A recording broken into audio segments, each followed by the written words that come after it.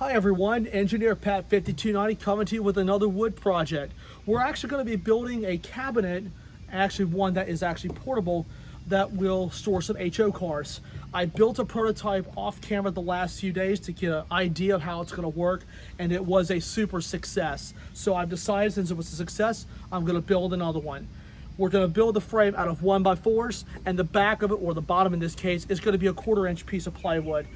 The cabinet is going to measure 12 by 43, and I'm going to have some pieces in the middle that will measure 10.5 inches long, which is the inside measure between the two slats. Once we get all nailed and glued together, we will be able to stain it. They're very simple to make and they're quite fun. You can slide this under a shelf or slide it under your bed. Before we use any power tools, let's go over shop safety real quick. Please remember to read, understand all the safety guidelines that come with your power tools. Knowing how to use your power tools properly will greatly reduce the risk of personal injury. And remember this, there's no more important safety rule than to wear safety glasses. As you can see, I have everything pretty much temporarily clamped in all points of the cabinet. This is just to get an inside measurement. What I will do now is, since it is all clamped together, I will go ahead and cut the 10.5 inch pieces and go ahead and get them nailed and actually get them cut. And then we'll do get everything together. The next thing we're going to do while I do that is get the side pieces glued. We'll get the side pieces glued, and once I get everything straight and ready to go, then we'll be able to put some nails in it. So I will do some cutting and gluing off camera, and then we're going to actually have some fun. So hang on tight, because here we go. All right, everyone, as you can see, we have our mock-up. It's all been mostly been glued. I've got everything cut and glued, so I've got 8 pieces that are 10.5 inches long, and I've already glued them, and you can see everything has been clamped for the night. So I will let this sit overnight, and tomorrow we will be nailing it together. So lots of stuff get ready to be happening, and this has actually been really impressive so far, because this is just regular pine I'm making it out of, and the covers will be used to store cars and or locomotives to keep them from getting damaged. So if you're using a cardboard box or a plastic box, I would go with one of these, because you actually have a double wall where it will prevent any further damage. So this is what it looks like right now, and you guys will be seeing some progress tomorrow when we get it all nailed up. Hi again, everyone. We are back out here, and you can see we've got the piece flipped over, have our cabinet flipped over, and now what we're going to be doing is we're going to be nailing the bottom. We're going to go ahead and insert some nails to go ahead and get the bottom secure. And as you can see off camera, I took a scrap piece of 1x4 and measured the thickness down the sides. So that's what we're going to be doing now. So I'll be taking my nail gun and safely doing this and putting the nails in the bottom so it will start to be secure. I will not be putting anything in the corners like I did with the test track and even the layout, because other nails will be there.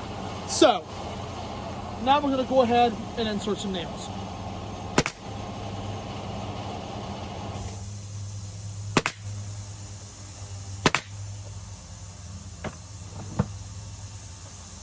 There.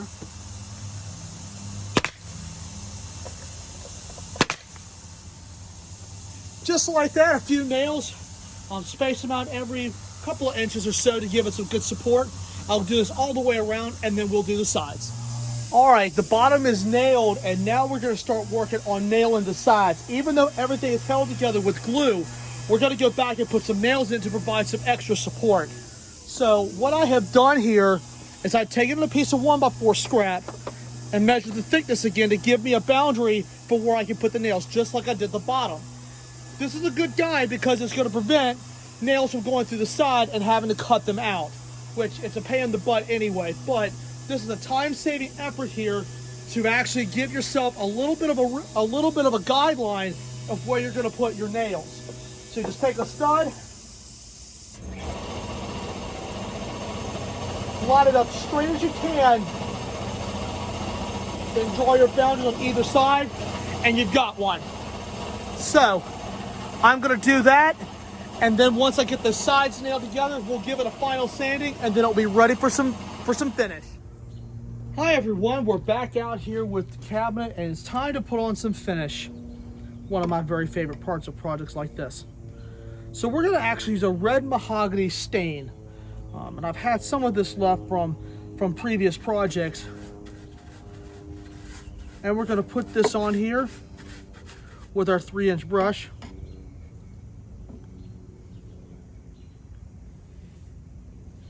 Just nice and smooth.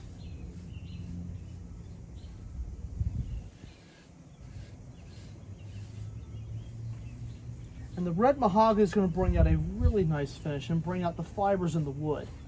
This is also the same stain I used on the test track that I built earlier this year. And I've also used this on a couple of the drawers that I have built in the past. So the instructions for this, you let it sit for just a couple of minutes and remember to wipe off the excess. And if you put it on nice and smooth and nice and thin, you don't have to worry about a lot of running in your stain. You can see on the back side I've got some runs, so just with just a little bit of stain, being careful not to get this oil base all over you.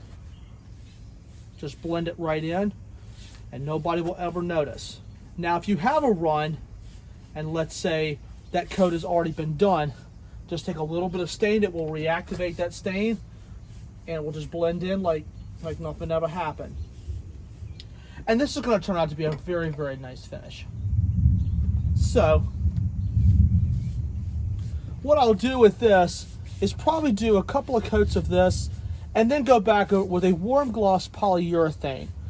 You're probably thinking, well, what's with the polyurethane? Polyurethane is good. It provides a good clear coat and it lasts for years. The polyacrylic will last a long time as well. And now that is water-based. This time it'll be oil-based and oil-based. I'm going to try a little something new with this. So we just put it on nice and evenly.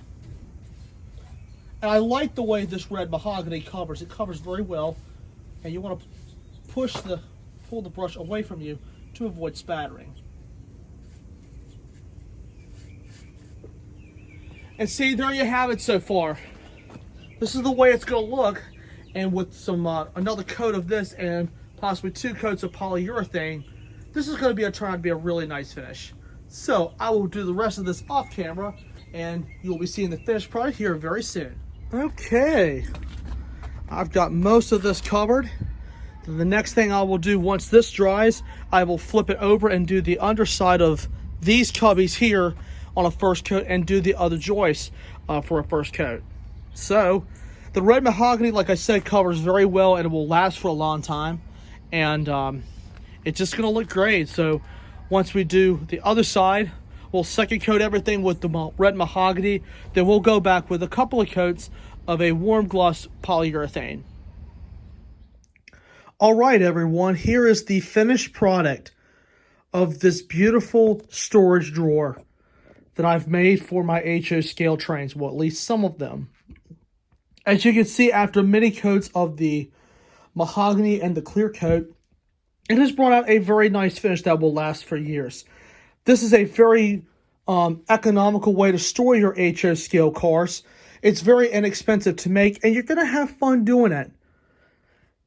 And it's very convenient where you can slide it under a bed or slide it under your layout or any other spot where you can just slide it right under there and not have to worry about tripping over it. But these cabinets are wonderful. These little drawer accessories are wonderful. And these will last for years. And I hope with the help of this video, I hope to see you all make some on your own. And I really hope to see what you guys come up with. So I hope this video was of some help.